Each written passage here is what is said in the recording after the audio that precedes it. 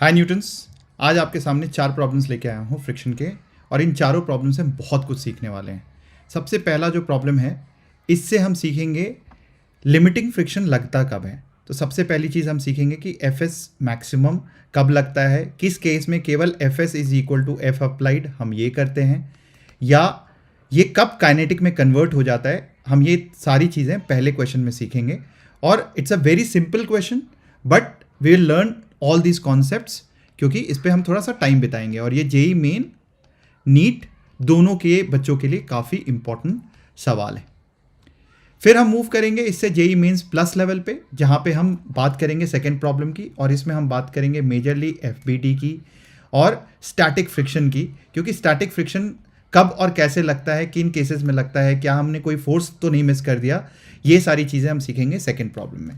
Third problem which is my favourite problem is something, इसमें ये 100 Newton जो है पीछे की ओर लग रहा है, ये चैलेंजर प्रॉब्लम है आप सबके लिए। तो आप एक वीडियो को पॉज करना, इस क्वेश्चन को अटेम्प्ट करो और मुझे बताओ कि इसमें टेंशन जो है स्ट्रिंग में कितना लग रहा है। आपको ये बताना है इस स्ट्रिंग में टेंशन कितना लग रहा है, and that is the answer you will write in the comment box. Now fourth problem, इसमें हम बात करेंगे कॉन्स्ट्रेंट मोशन की, और कॉन्स्ट्रेंट मोशन क्यों है और कब होता है ये तो हमने पहले भी पढ़ा हुआ है, बट कॉन्स्ट्रेंट मोशन होता है जब भी दो बॉडीज आपस में इंटरकनेक्टेड बॉडीज होती हैं, आपस में एक का मोशन दूसरे पे डिपेंड कर रहा होता है। जैसे यहाँ पे आप देखोगे एम इधर भी जा रहा है, एम नीचे भी जाएगा, और ये कैपिटल एम जो है वो राइट की तरफ मूव करेगा। तो अगर एम नीचे जा रहा है थोड़ा सा, तो कैपिटल एम राइट मूव करने की कोशिश करेगा, और उसकी वजह से स्मॉल एम भी राइट को मूव करेगा। तो हाउ आर दीज एक्सेलरेशंस रिलेटेड, बाकी ये प्रॉब्लम होमवर्क की तरह आप ले सकते हो और इसको सॉल्व कर सकते हो। So these are the 4 problems I am going to discuss in today's lecture. Pen copy लेके रेडी हो जाओ, बिकॉज होने वाला है धमाकेदार सेशन, और इसमें बहुत कुछ सीखने वाले हैं, क्योंकि प्रॉब्लम्स मैंने ऐसे सेलेक्ट किया है जिससे कि काफ़ी लर्निंग हो आप लोगों की, है ना। तो पेन कॉपी रेडी होगा आई होप। पहले क्वेश्चन पे जंप करते हैं। पहला क्वेश्चन है जिसमें 2 फोर्सेस लगे हुए हैं, 20 न्यूटन और 15 न्यूटन का फोर्स, एक इस डायरेक्शन में लग रहा है और एक उसके परपेंडिकुलर डायरेक्शन में लग रहा है, और आपसे पूछा है कि डायरेक्शन ऑफ स्टैटिक फ्रिक्शन जो है ये क्या करना है, कैसे निकालना है, कितना होता है, ये सब बताना है। और ये 20 न्यूटन हम कैंसिल कर देते हैं, ये है हॉरिजॉन्टल के साथ, क्योंकि 20 न्यूटन होगा तो obviously angle will be more than 90 degree and it will B with the horizontal. तो हम ये यहाँ पे करने वाले, बट इसको थोड़ा सा डाइसेक्ट करते हैं, थोड़ा सा टाइम स्पेंड करते हैं इस पर्टिकुलर प्रॉब्लम पे। Now let's actually look at this problem. इस प्रॉब्लम को डाइसेक्ट करने के लिए हम क्या करेंगे, सबसे पहले तो इसमें देखते हैं कि फोर्सेस जो बनाए हुए हैं वो 2 एक्सिस पे किस तरीके से बनाए हुए हैं। सबसे पहले एक फोर्स वाई एक्सिस के लॉन्ग है, एक फोर्स इसका एक्स एक्सिस के लॉन्ग है। वाई एक्सिस के लॉन्ग जो फोर्स है उसको मान लेते हैं 15 न्यूटन का फोर्स है, और एक्स एक्सिस में 20 न्यूटन का फोर्स दिया हुआ है इस तरीके से, ऐसे। नाउ नेट फोर्स जो होगा वो ऑब्वियसली इनका रिजल्टेंट होगा, और net force will be equal to, जब भी हम बात करते हैं 2 फोर्सेस की तो हमेशा net force will be equal to, और ये 90 डिग्री पे है तो F1 का होल स्क्वायर प्लस F2 का whole square, and that means this is equal to 25 newton. So F net, इस केस में F नेट जो लग रहा है वो है कितना, 25 न्यूटन। तो अब आप मुझे बताओ बच्चों कि जो फ्रिक्शन का डायरेक्शन होता है, हम लोगों ने क्या सीखा था, फ्रिक्शन क्या फोर्स को अपोज करता है? नहीं, बिल्कुल भी नहीं। फ्रिक्शन किसको अपोज करता है? हमारे डेफिनेशन के अकॉर्डिंगली फ्रिक्शन या तो अपोज करता है या उसकी टेंडेंसी होती है अपोज करने की relative motion between surfaces in contact. अब रिलेटिव मोशन में कहीं फोर्स की तो बात नहीं करी, तो हमने बात करी है जिधर भी एक ऑब्जेक्ट की मूव करने की टेंडेंसी है। जैसे इसमें इस ऑब्जेक्ट की इधर मूव करने की टेंडेंसी है, तो फ्रिक्शन इसके ऑपोजिट डायरेक्शन में लगेगा। तो यहां पे भी फ्रिक्शन किधर लगेगा, इसके ऑपोजिट डायरेक्शन में लगेगा F, ठीक है। अब हमें ये देखना है, तो सबसे पहले तो ये डायरेक्शन सबको क्लियर हो गया ना, जल्दी से अपने आप को बोल दो भाई हाँ ना, सबको क्लियर हो गया। डायरेक्शन किधर लगेगा, it will oppose the net force, या फिर जिस डायरेक्शन में नेट फोर्स क्यों बोलो, क्योंकि जिस डायरेक्शन में नेट फोर्स लग रहा है उधर बॉडी की मूव करने की टेंडेंसी होगी, और उसके ऑपोजिट डायरेक्शन में फ्रिक्शन लगेगा। और इस पर दुनिया के डिफिकल्ट प्रॉब्लम्स भी आप इस कॉन्सेप्ट से सॉल्व कर सकते हो। तो अब ये आ गया, तो अब सेकेंड स्टेप ये चेक करना है कि भाई काइनेटिक लगेगा, स्टैटिक लगेगा, मैक्सिमम स्टैटिक, लिमिटिंग लगेगा, या फिर इस केस में simple static friction which is applied force के बराबर लगेगा। तो अब हम देखते हैं, यहाँ पे क्वेश्चन ये नहीं पूछा हुआ है हालांकि, बट हम इसको डाइसेक्ट कर रहे हैं। सो सबसे पहले हमें जब भी ऐसा कोई प्रॉब्लम दिया हो तो F s maximum which is limiting condition of the friction force, ये निकाल लो। और ये कितना होता है, ये होता है म्यू एस इंटू एन। और एन कैसे देखेंगे हम यहाँ पे, इस ऑब्जेक्ट का वर्टिकल व्यू, मतलब ये अगर ऑब्जेक्ट रखा हुआ है, मान लो ये एक ऑब्जेक्ट है, इस ऑब्जेक्ट पे दो फोर्सेस, एक फोर्स इस डायरेक्शन में लग रहा है, एक फोर्स इस वाले केस में पीछे की ओर लग रहा है। और नॉर्मल कैसे लगेगा, सरफेस के परपेंडिकुलर, और mg किधर लगेगा, नीचे की ओर लगेगा। सो अगर मैं नॉर्मल की बात करूं तो नॉर्मल ऊपर की ओर लगेगा इस तरीके से, mg इधर की ओर लगेगा, और बाकी जो दोनों फोर्सेस हैं वो x और y में किस तरीके से लग रहे थे, वो इस तरीके से लग रहे थे, ये एक डायरेक्शन में और एक इस डायरेक्शन में। सो इस डायरेक्शन में 20 न्यूटन और इस डायरेक्शन में 15 न्यूटन। हालांकि इस केस में ये 15 न्यूटन किधर लग रहा है, 15 न्यूटन जो लग रहा है वो उधर की ओर नहीं है, इसको हटा देते हैं, वरना आप बोलोगे सर आप तो दूसरे डायरेक्शन में बना रहे हो। सो इसको एक्चुअल जो इस डायरेक्शन में दिया हुआ है हम उस डायरेक्शन में बना लेते हैं। So let us draw this, इधर n, इधर mg, इधर की ओर 20 न्यूटन और इधर की ओर 50 न्यूटन, ऐसा है ना। सो बेसिकली n किसके बराबर हो जाएगा, यहां से n will be equal to mu s, n is equal to m into g, क्योंकि n वर्टिकल लग रहा है और इस डायरेक्शन में मोशन नहीं हो रहा, बॉडी तो यहीं रुका रहेगा ना, ऊपर नीचे तो नहीं जाएगा। तो n किसके बराबर है, mg के बराबर है, and therefore n is equal to mg। और यहां से अगर देखोगे तो इसकी वैल्यू थी 0.4, m की वैल्यू है 10, g की वैल्यू होगी 10, मान लेते हैं g की वैल्यू 10, और ये हो जाएगा आपके पास 40 न्यूटन। तो एफ एस मैक्सिमम की वैल्यू है 40 न्यूटन। तो ये लिख लिया करो, जब भी स्टैटिक या जब तक दिया नहीं होगा कि मूव कर रहा है तब तक आपको एफ एस मैक्सिमम हमेशा निकाल लेना चाहिए।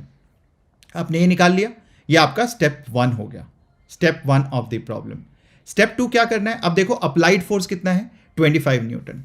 तो if your applied force is less than या equal to static maximum friction, मतलब मैक्सिमम से उसकी वैल्यू या तो बराबर है या कम है, तो body will be at rest. इसका मतलब body will be at rest, body will be at rest. मतलब क्या बोल रहा हूं, अगर खींचने वाला फोर्स स्टैटिक फ्रिक्शन की मैक्सिमम वैल्यू से कम है तो बॉडी मूव ही नहीं करेगा, वहीं रुका रहेगा। तो ये तो हम पढ़ चुके हैं कि कब बॉडी मूव करेगा, जब एक्चुअली अप्लाइड फोर्स जो इधर वाला फोर्स है इसकी मैक्सिमम वैल्यू से ज्यादा हो जाएगा, तभी बॉडी मूव करेगा। एंड देयरफॉर जब भी ऐसा कंडीशन होता है तो हमेशा F की वैल्यू अप्लाइड के बराबर ही हो जाती है, बॉडी मूव नहीं करेगा। तो न्यूटन ने क्या बोला है भाई, न्यूटन ने जल्दी से बता दो, दो ही चीजें बोली हमें, बॉडी मूव करेगा तो नेट फोर्स किसके बराबर हो जाएगा, नेट एक्सटर्नल फोर्स ma के बराबर हो जाएगा अगर बॉडी मूव करेगा, और अगर बॉडी रेस्ट पे रहेगा तो राइट हैंड साइड क्या होगा, 0। तो हमेशा राइट, न्यूटन ने दो ही चीजें बोली है, राइट हैंड साइड या तो ma होगा या 0 होगा। तो ma होगा अगर मूव कर रहा है, एक्सेलरेट कर रहा है, और 0 होगा जब एक्सेलरेट नहीं कर रहा है। तो यहां पे इस केस में एक्सेलरेट नहीं कर रहा है तो इसकी वैल्यू कितनी हो जाएगी, 25 न्यूटन के बराबर। मतलब जो पीछे फ्रिक्शन फोर्स लग रहा है यहाँ एफ नेट हो गया, तो इसकी वैल्यू, फ्रिक्शन फोर्स की वैल्यू है ये 25 न्यूटन। अब हॉरिजॉन्टल के साथ, ऑब्वियसली ये हॉरिजॉन्टल है, हॉरिजॉन्टल के साथ कितना एंगल बना रहा है, दिस इज द हॉरिजॉन्टल। अगर ये एंगल की बात कर रहे हैं हम, ये वाले एंगल की, तो ये एंगल कैसे निकालते हैं हम, tan theta, and tan theta will be equal to जो भी एंगल के ऑपोजिट वाला साइड है विच इज दिस 15/20, हम इसकी बात कर लेंगे 15/20, प्लस माइनस अभी पूछा नहीं हुआ है क्योंकि स्मॉल एंगल्स पूछा है, तो यहाँ पे हम 15/20 विच इज इक्वल टू 3/4, 5 3 15, 5 4 20, तो 3/4 हो जाएगा। And therefore theta will be equal to 37 degrees.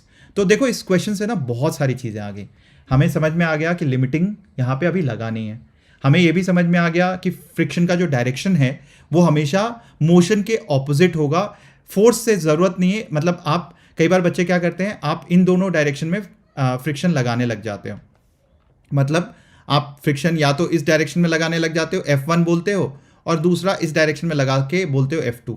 ऐसा नहीं होता है, friction will always and always oppose the relative motion, which means friction इस फोर्स के ऑपोजिट डायरेक्शन में लगेगा, और इसके कंपोनेंट्स आप इस डायरेक्शन में और इस डायरेक्शन में ले सकते हो, बट यूजुअली फ्रिक्शन हमेशा मोशन को ही अपोज कर रहा होगा। फिर हमने ये भी देख लिया कि अप्लाइड फोर्स के बराबर कब होगा, कैसे होगा, वो इन कंडीशंस को यूज करते हुए आप निकाल सकते हो. तो I hope everyone has learned from this question. A lot of things to be learned from this question. And if you have learned, we'll move to the next problem, which is this particular problem. अब ये problem जो है ये इतना difficult नहीं है, but इसको आप ओवरऑल समझ सकते हो by drawing the free body diagram. तो सबसे पहले हम फ्री बॉडी डायग्राम बनाते हैं. भाई ये मैन एम दिया हुआ है, कैपिटल एम.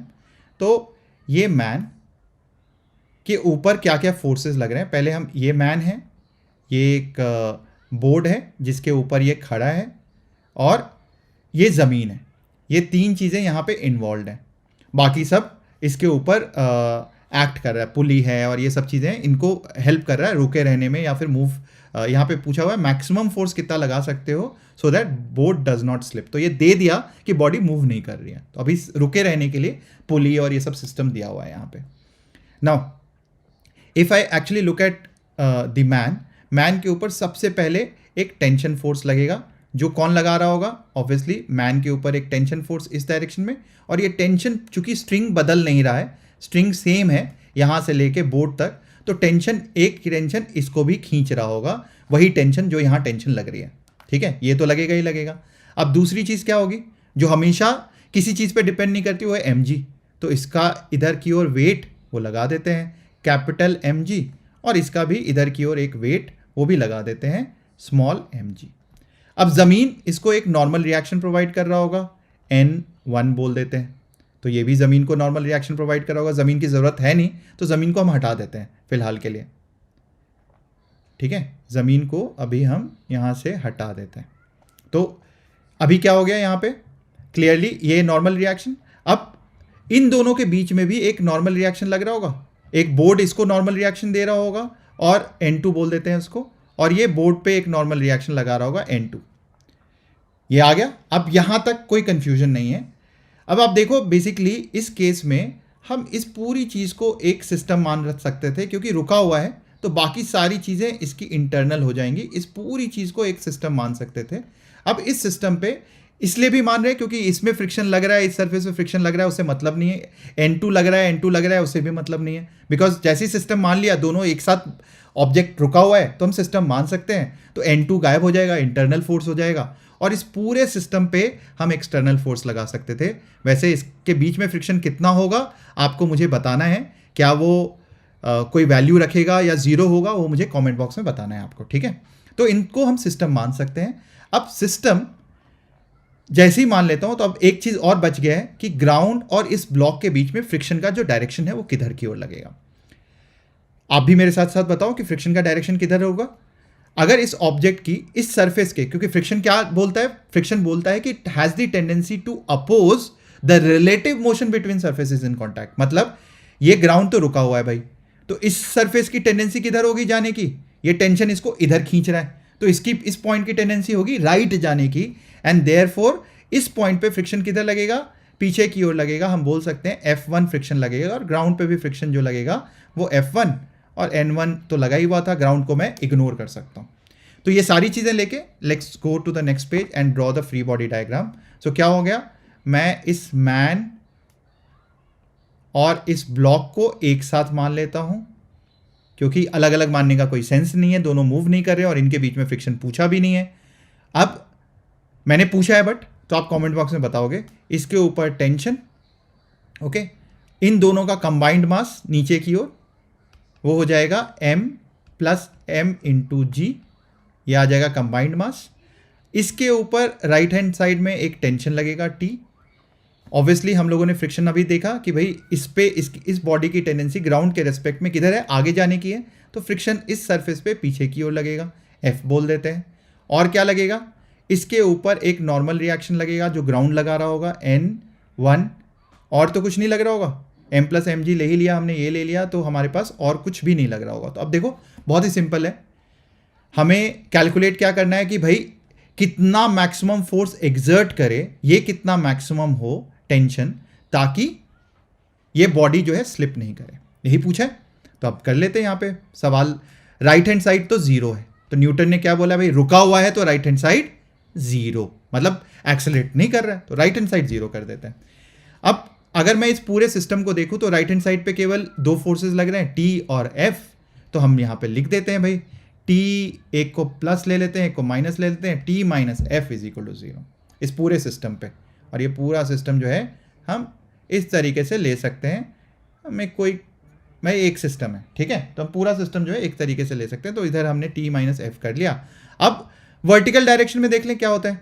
वर्टिकल डायरेक्शन में है भाई टी एन वन, अब देखो बहुत सारी चीज़ें हैं, तो वर्टिकल डायरेक्शन में तो है भाई टी, और ऊपर की ओर टी है, प्लस एन है, minus m plus m into g है। और राइट हैंड साइड क्या हो जाएगा, राइट हैंड साइड तो इधर भी 0, ऊपर तो मूव कर ही नहीं रहा, दोनों ही रेस्ट पे है, तो it is the system is at rest, ठीक है। भले ही मैक्सिमम टेंडेंसी है मूव करने की, मूव नहीं कर रहा, तो राइट हैंड साइड तो 0 हो जाएगा।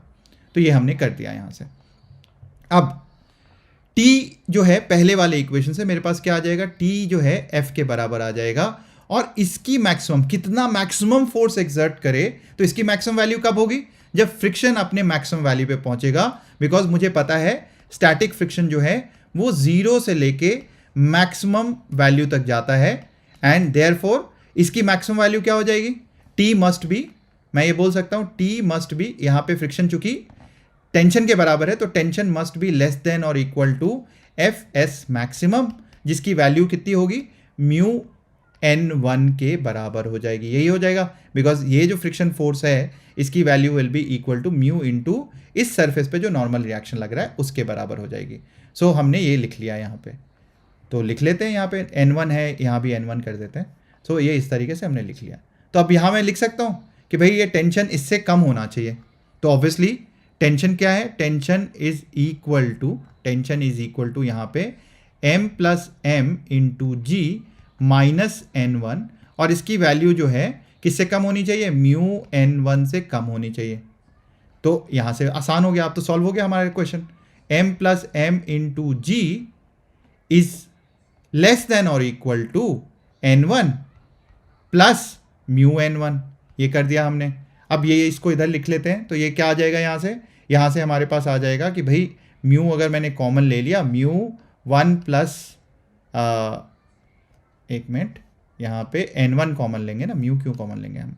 सो बेसिकली अगर हमने n1 को कॉमन ले लिया, n1 को, तो n1 1 plus mu should be greater than और equal to m plus m into g, और इसीलिए यहाँ से n1 आ जाएगा, n1 इज ग्रेटर देन और equal to m plus m into g. Maximum value कब आएगी, जब इक्वालिटी होगा, तो n1 किसके बराबर हो जाएगा, अपॉन 1 प्लस म्यू, ये आ जाएगा।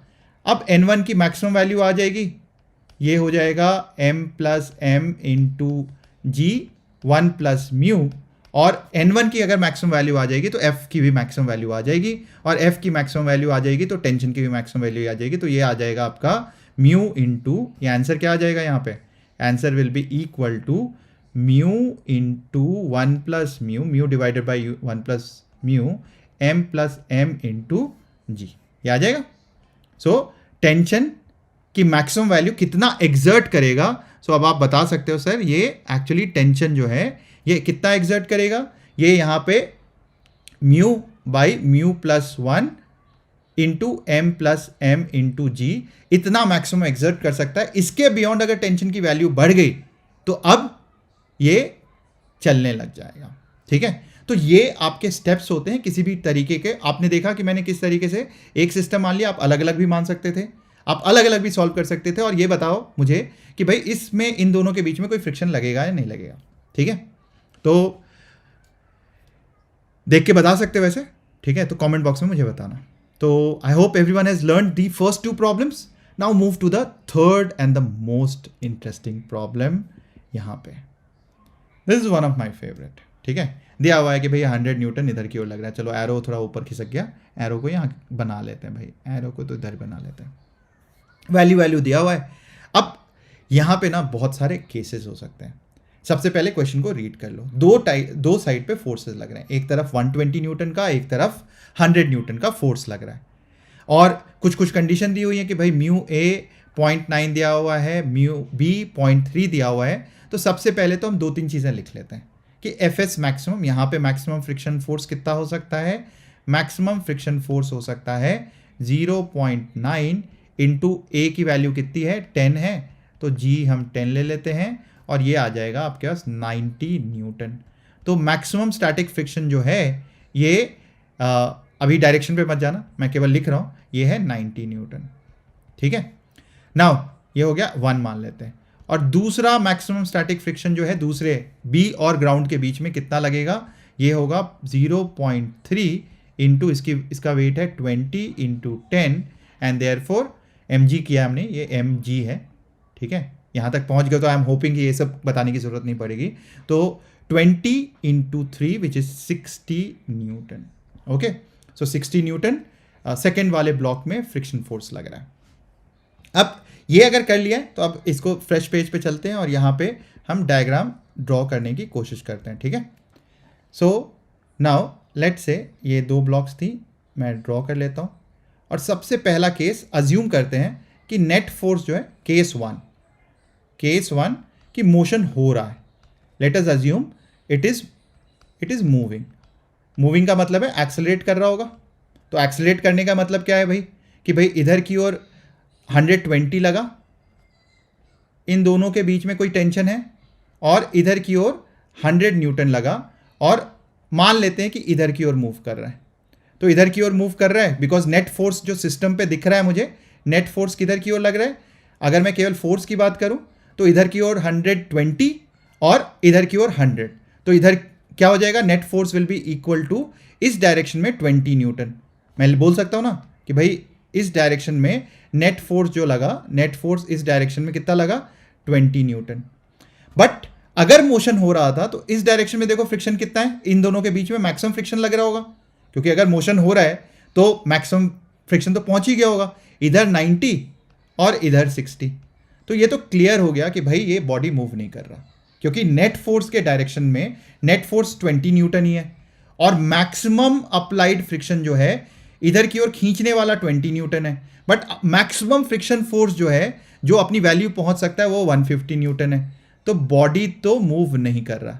सो clearly it has been established कि एक्सेलरेशन जो है ये तो जीरो है, and if acceleration is zero which means body is not moving, and body is not moving तो 2 केसेस हो सकते हैं। बॉडी इज नॉट मूविंग तो 2 केसेस हो सकते हैं, दोनों जगह पे मैक्सिमम स्टैटिक फ्रिक्शन लग रहा हो। ठीक है, सो केस 1 इज दोनों ही बॉडी पे मैक्सिमम स्टैटिक फ्रिक्शन लग रहा हो, और वो कब होगा कि भाई रुका हुआ है, इधर की ओर 120 न्यूटन है, इधर की ओर 100 न्यूटन है, ये खींचना शुरू करता है तो फ्रिक्शन अपनी वैल्यू बढ़ाना शुरू करता है, यहां भी मैक्सिमम हो गया और ये फ्रिक्शन इधर की ओर भी मैक्सिमम हो गया। Will come to that case. ठीक है, और नेक्स्ट केस क्या हो सकता है कि भाई मैक्सिमम स्टैटिक फ्रिक्शन नहीं हुआ है, एक में हो गया, 1 reaches maximum and other is just a static friction force. ठीक है, सो यहां पे सेकेंड वाला ये हो सकता है कि मैक्सिमम स्टैटिक फ्रिक्शन पहुंच गया हो, जो दिख नहीं रहा यहां पे, क्योंकि मैक्सिमम स्टैटिक के लिए क्या हो जाएगा, मैक्सिमम स्टैटिक के लिए टेंशन जो है 0 होना पड़ेगा यहां पे इन दोनों के बीच में। चलो आते हैं हम एक एक करके सारे केसेस पे आते हैं। तो सबसे पहले ये मूव नहीं कर रहा है, ये एस्टैब्लिश हो गया है। Now let us move to this interesting thing. हम मान लेते हैं केस 2 कि भाई दोनों जगह पे अभी भी in both the cases it is static friction which is acting. ठीक है, दोनों बॉडी के बीच में एक स्टैटिक फ्रिक्शन फोर्स लग रहा है। तो अब हम यहां पे इधर की ओर 120 न्यूटन लेते हैं। अब देखो क्या होगा, सबसे पहले जैसे ही ये फ्रिक्शन फोर्स ये इधर लगना शुरू होगा तो बॉडी की टेंडेंसी अभी मूव करने की नहीं है, तो विल टेंशन कम फर्स्ट और friction come first, obviously friction. तो सबसे पहले तो यहाँ पे फ्रिक्शन आएगा और फ्रिक्शन बोलेगा कि भैया मैं हूँ यहाँ पे और मैं पहले कुछ अपनी वैल्यू बढ़ाऊंगा और तब टेंशन को वैल्यू दूंगा, क्योंकि obviously I am stopping you from moving. और टेंशन कब आता है, जब दोनों के बीच में तनाव हो, मतलब दोनों में से कोई ना कोई फोर्स फ्रिक्शन अपनी मैक्सिमम वैल्यू पे पहुंच गया हो तभी तो टेंशन लगाना शुरू करेगा स्ट्रिंग में, और एक बार स्ट्रिंग में टेंशन होगा तो दूसरा ऑब्जेक्ट जो है उस डायरेक्शन में मूव करना शुरू करेगा।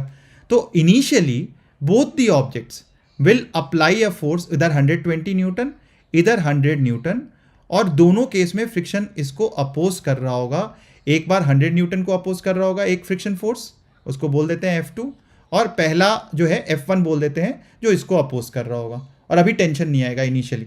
तो फ्रिक्शन जैसे ही अपनी वैल्यू बढ़ाना शुरू करेगा, अब one of them might reach the maximum static friction, right.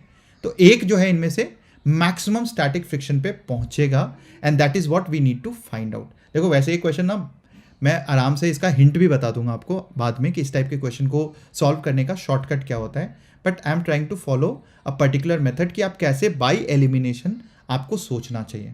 तो बाय एलिमिनेशन क्या होगा, 120 इधर लगा, अब आप देखो भाई कि यहाँ पे F1 लग रहा है, यहाँ पे F2 लग रहा है, तो आप अपने आप से क्वेश्चन पूछोगे यार यहाँ F1 लग रहा है, F1 मैक्सिमम तो कितना है, F1 मैक्सिमम तो 90 न्यूटन है। अब अगर इधर 90 न्यूटन जो है लग गया तो let us apply that 90 Newton, तो अप्लाई कर देते हैं इधर 90 न्यूटन कि भाई इधर 90 न्यूटन लग गया। तो अब 90 न्यूटन जैसे ही लग जाएगा तो यहाँ पे टेंशन आएगा। अब मतलब इस बॉडी की टेंडेंसी होगी मूव करने की, तो हमें ये देखना है कि पहले 90 लगेगा कि 60 लगेगा। तो मान लेते हैं पहला केस इसमें ए मान लेते हैं कि भाई 90 न्यूटन मेरा लग गया। अब 90 न्यूटन अगर लग गया तो क्या हो जाएगा, टेंशन की वैल्यू कितनी होगी, जो बच गया वो टेंशन की वैल्यू। सो भाई अब इसके बीच में टेंशन जो है वो 30 न्यूटन लगने लग गया। अब आप आंसर बोल सकते हो कि सर हो सकता है 30 न्यूटन ही हो सकता है, देख लेते हैं। तो इसका मतलब है इधर की ओर टेंशन लगने लगेगा 30 न्यूटन। तो जो भी ऑब्जेक्ट हमने पहले माना कि ये ऑब्जेक्ट मूव करेगा, तो ये ऑब्जेक्ट को मैंने मूव कराया, ये this is our first case, ठीक है, वेयर वी अज्यूम्ड कि पहला ऑब्जेक्ट है ये मूव करना शुरू करेगा। यहाँ पे 90 न्यूटन आ गया, तो यहाँ पे नेट फोर्स कितना लग रहा है, ये सबको हटा देते हैं, ढंग से बना देते हैं। सो यहाँ पे 90 न्यूटन, तो बेसिकली आप बोल रहे हो मुझे, और आप ही कर रहे हो सॉल्व मेरे साथ साथ, यहाँ पे 120 न्यूटन, यहाँ पे 90 न्यूटन, और आप बोलते हो अब टेंशन जो है यहाँ पे 30 newton when it is about to move तो नहीं कर रहा, ये पक्का है। चलो अब अगर 30 न्यूटन है तो अब इधर देखते हैं कहानी कि भाई यहाँ पे 30 न्यूटन, यहाँ पे 100 न्यूटन, तो बच कितना गया, बच गया। इसका मतलब है कि अभी भी इसको, ये तो मूव नहीं कर रहा है, तो नेट फोर्स जो है इधर भी जीरो होना चाहिए। तो आप बोलोगे भाई ये दोनों मिला के तो 70 न्यूटन हो गया। तो इसका मतलब है फ्रिक्शन की जो वैल्यू है ये कितनी होनी चाहिए, फ्रिक्शन की वैल्यू 70 होनी चाहिए। बट आपको पता है कि फ्रिक्शन की मैक्सिमम वैल्यू कितनी है, फ्रिक्शन की मैक्सिमम वैल्यू कितनी है, फ्रिक्शन की मैक्सिमम वैल्यू तो 60 है। तो आप बोलोगे सर ये तो पॉसिबल ही नहीं है। ये क्यों पॉसिबल नहीं है, क्योंकि जैसे ही 30 न्यूटन पहुंचेगा, मान लिया कि लेफ्ट वाला ब्लॉक मूव करने लगता है, और जैसे ही 30 न्यूटन पहुंचेगा, आप बोलोगे 30 न्यूटन तो तब पहुंचता कि भाई अब 30 से ज़्यादा तो लगा नहीं सकते आप इस पर, टेंशन कैनॉट बी 30 से ज़्यादा अभी फिलहाल के लिए। आप अज्यूम कर रहे हो कि ये ऑब्जेक्ट पहले मूव करने लग जाता है, तो ऑब्वियसली पहले मूव करने की टेंडेंसी रखता है, तो ऑब्वियसली इसका स्टैटिक फ्रिक्शन जो है मैक्सिमम होना चाहिए। तो यहाँ पे 30 न्यूटन आ गया। अब 30 दिख के यहाँ तो क्लियर हो गया कि भाई ये तो एलिमिनेटेड है, विच मीन्स 120 न्यूटन, जो बिल्कुल हमारा कॉन्सेप्ट था कि शायद जो हैवी फोर्स लग रहा है, जो मैक्सिमम फोर्स लग रहा है उस डायरेक्शन में बॉडी के मूव करने की टेंडेंसी, वो तो नहीं हो रहा, ठीक है। तो ये एलिमिनेट हो जाता है यहाँ से, because maximum static friction 60 Newton से ज़्यादा तो फोर्स फ्रिक्शन का हो ही नहीं सकता है। तो अब हम चलते हैं बी वाले केस में।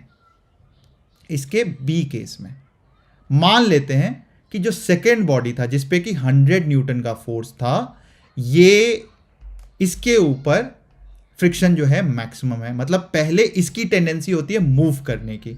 तो अगर इसकी पहले टेंडेंसी होती है मूव करने की, तो क्या हो जाएगा, हम मानेंगे कि भाई 100 न्यूटन है, इधर मैक्सिमम स्टैटिक कितना हो गया 60 न्यूटन।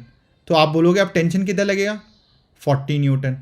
देखें ये केस वैलिड होता है क्या, तो यहाँ पे ये केस इधर की ओर 120 न्यूटन। अब अगर टेंशन 40 न्यूटन, क्योंकि देखो क्या है, पहले स्टेप वाइज आपने फोर्स दोनों ऑब्जेक्ट पे लगाया, तो फ्रिक्शन दोनों को अपोज करने लगेगा, दोनों को अपोज करेगा, करते करते करते एक समय आएगा जब किसी एक केस में either on block 1 or on block 2, friction will reach to its maximum value. When it will reach to its maximum value, then that body will have the tendency to move, but it will be stopped. किसके द्वारा stop होगा? Tension के द्वारा, because tension लगने लग जाएगा, बोलेगा भैया दूसरे ऑब्जेक्ट को भूलो मत, दूसरे ऑब्जेक्ट को भी तो खींचना है हमें, तो टेंशन अब अपनी वैल्यू बढ़ाने लग जाएगा और वो तब तक रोक के रखेगा जब तक कि दूसरे ऑब्जेक्ट की भी टेंडेंसी मूव करने की नहीं होगी. तो यहां पे 40 न्यूटन लगा, ये अब अबाउट टू मूव है, तो आप यहां पे 40 न्यूटन लगाए. अब इसका मतलब 120 न्यूटन को पूरा करने के लिए, इस बॉडी को लेफ्ट हैंड साइड मतलब राइट हैंड साइड पे मूव कराने के लिए क्या होगा? इस ऑब्जेक्ट को अभी भी for the timing when the object is about to move, जब इसको फ्रिक्शन जो है, इसकी टेंडेंसी किधर है?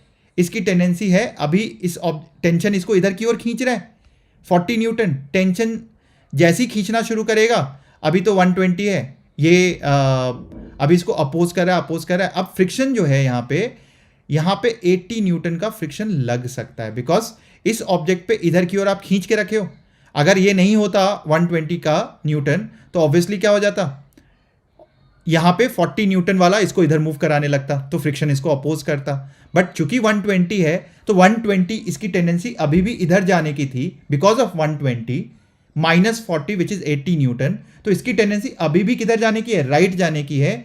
और फ्रिक्शन अभी भी इसको किधर कर रहा है? इधर की ओर अपोज कर रहा है, बिकॉज 120 इस डायरेक्शन में है, तो 120 इस डायरेक्शन में होगा, तब तक ये ऑब्जेक्ट रुका रहेगा. अब इंटरेस्टिंग है, तो यहां टेंशन तो आ गई भाई, कि यहां टेंशन की वैल्यू जो है 40 न्यूटन है. अभी भी ये कहानी खत्म नहीं हुई है बच्चों, अभी भी कहानी ये है कि 120 वाला जो है अभी भी इसको खींच सकता है. अब अगर ये मूव करने लगेगा, वैसे तो ये कभी मूव नहीं कर रहा है, तो दिख गया.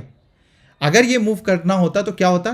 फ्रिक्शन की वैल्यू जो है, अगर ये राइट में मूव करना होता तो फ्रिक्शन जो है इधर की ओर लगता, ऑपोजिट डायरेक्शन में, एंड मैक्सिमम ये कब तक रोक सकता था? 200 न्यूटन तक ये रोक सकता था. मतलब इस फोर्स को कहां तक पहुंचना पड़ेगा for this object to move?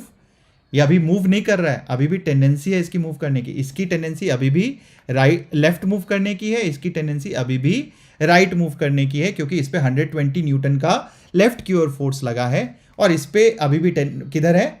इसकी 100 न्यूटन राइट की ओर, इधर 120 न्यूटन लेफ्ट की ओर, और अभी ऑब्जेक्ट रुका हुआ है.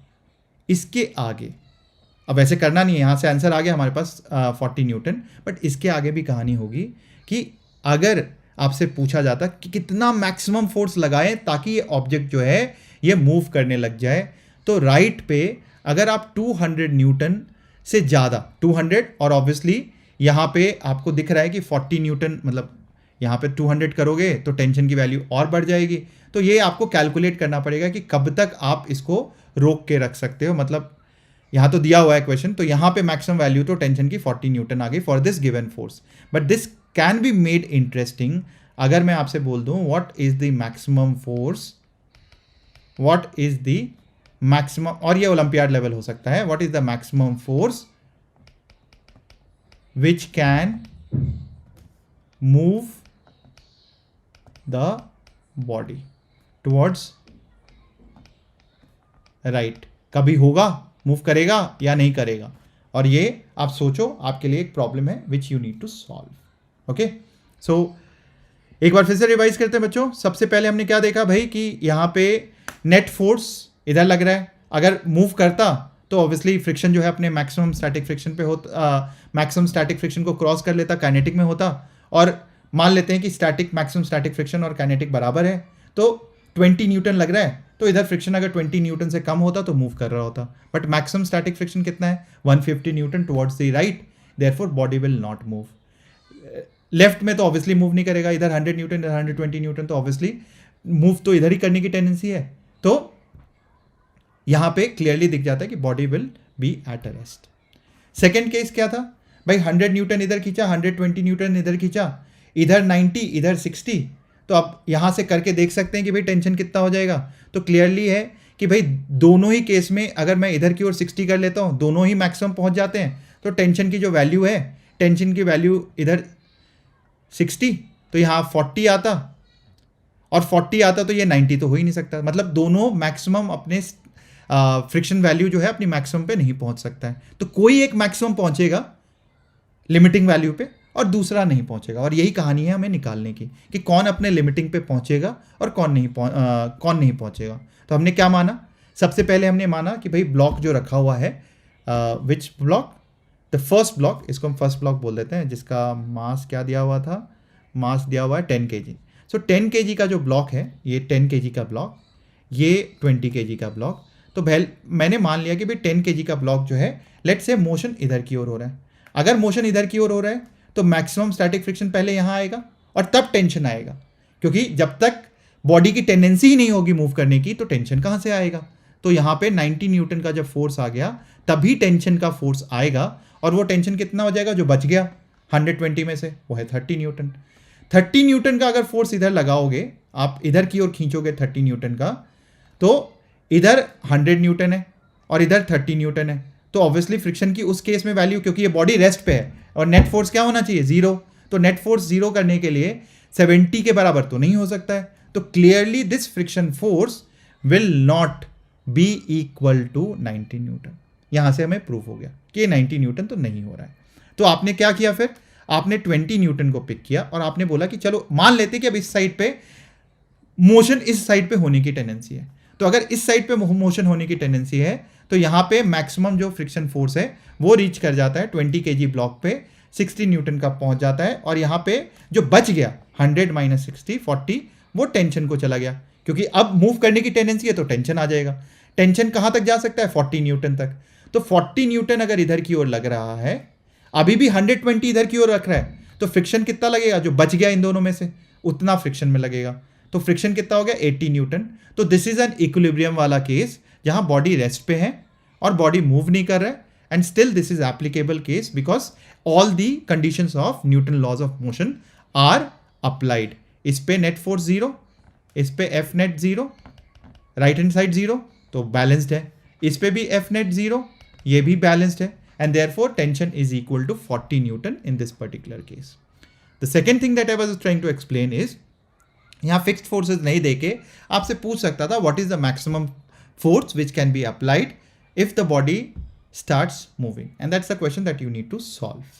Okay, let's move to the last problem, wherein I said I will not do this problem but I will only tell you the constraint wala thing and free body diagram. तो आप देखो यहाँ पे सबसे important है आपको free body diagram बनाना, जो मैं आपके लिए बना देता हूँ, बाकी आप खुद सॉल्व कर लेना, इंटेलिजेंट तो हुई आप।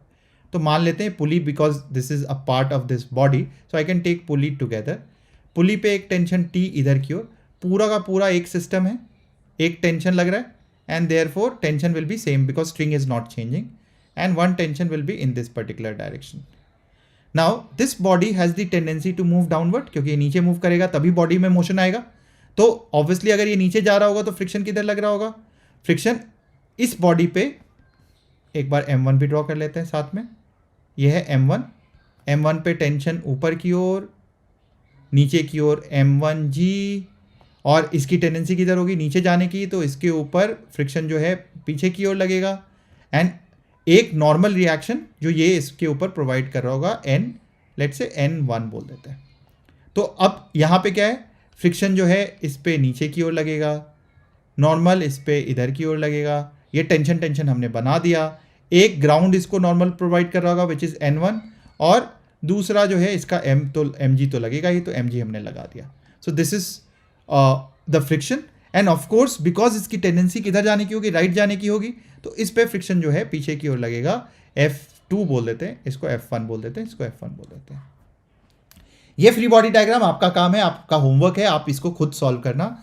मैं जो यहाँ इंटरेस्टेड हूँ ये बताने में कि आप ये देखो कि इसका एक्सेलरेशन इधर की ओर मान लेते हैं, because this object is will move in this direction, तो ये भी इसके साथ चिपका हुआ है, तो ये अगर आगे जाएगा तो ये भी इधर जाने की कोशिश करेगा, तो इसका भी इधर की ओर मान लेते हैं a1 है, और चूंकि ये नीचे की ओर भी जा रहा है तो इसका एक ग्राउंड के रिस्पेक्ट में ये a2 है, इसके m के रिस्पेक्ट में इसका जो मोशन है a2 वो नीचे जाने की टेंडेंसी रखता है। So basically a2 is the acceleration of m2 with respect to m, क्योंकि अगर इस पे खड़े होके देखोगे तो ये किधर जा रहा होता, ये नीचे जा रहा होता, तो सूडो से भी कर सकते हो, but I am just trying to avoid. So a2 is a2 with respect to the block m. Okay, तो इस तरीके से इसका मोशन होगा. वरना आपको इसमें एक इंटरेस्टिंग प्रॉब्लम बन सकता है कि आप इसको देख सकते हो कि इसका एक्सेलरेशन आपस में कैसे रिलेटेड है, वो तो मैं बता दूंगा आपको, बट किस तरीके से इन दोनों, मैंने जो बोला है कि a2m क्यों बोल रहा हूँ मैं, acceleration of 2 is acceleration of 2 with respect to capital M, ये आप खुद से सोचना और मुझे बताना कमेंट बॉक्स में. So now this I have written, यहाँ पे इसका एक्सेलरेशन भी मैंने लिख दिया a1.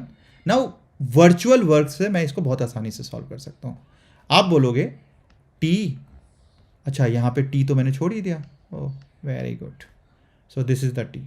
सो ऐसे ही होता है बच्चों, कुछ ना कुछ आप छोड़ देते हो, तो t और t, 2t इंटू a1 ये बता सकते हैं हम यहाँ पे, और t आप ये देखो यहाँ पे इस डायरेक्शन में तो कुछ और टेंशन है नहीं, सो दिस टेंशन, इसका एक्सेलरेशन नीचे की ओर हो रहा है, ये टेंशन ऊपर, तो वर्क क्या हो जाएगा, वर्क इज हमेशा, virtual work is negative because दोनों डिस्प्लेसमेंट नीचे और फोर्स ऊपर लग रहा है, तो virtual work will be negative and therefore it will be equal to t into a2 and this will be equal to 0. और यहाँ से हमारे पास रिलेशन आ जाएगा कि वर्चुअल वर्क मैंने अगर नहीं बताया, एक वीडियो में बताया था, आप वहाँ से देख लेना, फोर्स के चैप्टर में मैंने वर्चुअल वर्क बताया हुआ, जहाँ पे न्यूटन लॉ को मैंने एक साथ समझाने की कोशिश की है, आप चेक कर लेना. सो यहाँ से आ जाएगा 2a1 will be equal to a2. तो this is the relation between a1 and a2 and this is how you are going to solve this. So बच्चों, I hope everyone has understood all the aspects जो आज हम सीखने की कोशिश कर रहे थे. एक बार हम वापस जाते हैं अपने प्रॉब्लम्स पे और फिर से फर्स्ट वाले में देखते हैं कि हमने क्या क्या सीखा. फ्रिक्शन में आज हमने सीखा कि भाई किस तरीके से स्टैटिक फ्रिक्शन अप्लाई होता है. स्टैटिक फ्रिक्शन मोशन को अपोज करता है, ये आप सबने अब सीख लिया है. It does not oppose the force, it opposes the relative motion between surfaces in contact. फिर आपने सेकंड वाले केस में देखा कि किस तरीके से फ्री बॉडी डायग्राम बनाओगे, कब सिस्टम कब बॉडी को अलग अलग करना है वो भी आपने देखा, और आपका होमवर्क भी है यहाँ पे कि आपको इन दोनों के बीच में फ्रिक्शन बताना है मुझे कि कितना लग रहा है, इसकी वैल्यू कितनी है, आपको कमेंट बॉक्स में बताना है. थर्ड मैंने बताया कि this is a very interesting and challenging problem because this tells you how to approach. First will determine in the third problem whether the body is accelerating और नॉट.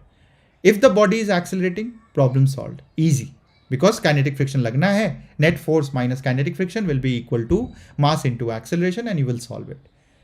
बट यहाँ पे आपने देखा कि एक्चुअली एक्सेलरेट नहीं कर रहा है, और अगर एक्सेलरेट नहीं कर रहा है तो फिर चैलेंजिंग हो जाता है कि भाई इधर मूव करेगा, इधर मूव करेगा, या इस केस में तो ये आया कि भाई ये वाला अभी इधर मूव करने की टेंडेंसी रखता है, ये वाला अभी इधर मूव करने की कोशिश कर रहा है, और उसके बीच में ही इक्विलिब्रियम बन गया, क्योंकि उसके बाद कुछ कहानी नहीं होगी. It comes to an equilibrium state जहाँ पे इस डायरेक्शन में मूव कर रहा है, इस डायरेक्शन में भी मूव कर रहा है, और एक फोर्स एक फ्रिक्शनल फोर्स लिमिटिंग केस में पहुंच जाएगा. जो आपने देखा कि इस केस में इसका फोर्स जो है लिमिटिंग में पहुंच जाता है और ये अपनी मैक्सिमम वैल्यू पे 60 न्यूटन पे पहुंच जाता है, वेयरएज ये अभी भी लिमिटिंग पे नहीं पहुंचता है, लिमिटिंग से कम, लिमिटिंग 90 था, ये 80 पे जाके रुक जाता है, और फिर टेंशन जो है, जो आंसर है वो 40 न्यूटन के बराबर आ जाता है, and that is the tension force.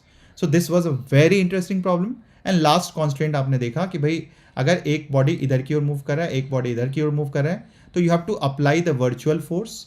Virtual क्या बोलता है, इधर की ओर टेंशन, इधर की ओर टेंशन, तो 2t, और इधर की ओर एक टेंशन, इसके लिए t, तो 2t into a will be equal to t into इसका एक्सेलरेशन, एंड देयरफॉर 2a इसका जो एक्सेलरेशन है विल बी इक्वल टू जो इसका नीचे की ओर एक्सेलरेशन है विच इज a. सो अगर ये 2a है, यहाँ रिलेशनशिप आपने देख लिया कि किस तरीके से आया था. So I hope you enjoyed this session. If you enjoyed, please give me a thumbs up, share it with as many friends as possible. ज़रूर कर देना, और सब्सक्राइब करना मत भूलना प्लीज़. ठीक है, चलो. So with this, I will end this session. All the best. God bless you बच्चों. And करते रहेंगे, मेरा काम है ये, जब भी टाइम मिलता है तो आपके लिए एक छोटा सा सेशन बना देता हूँ.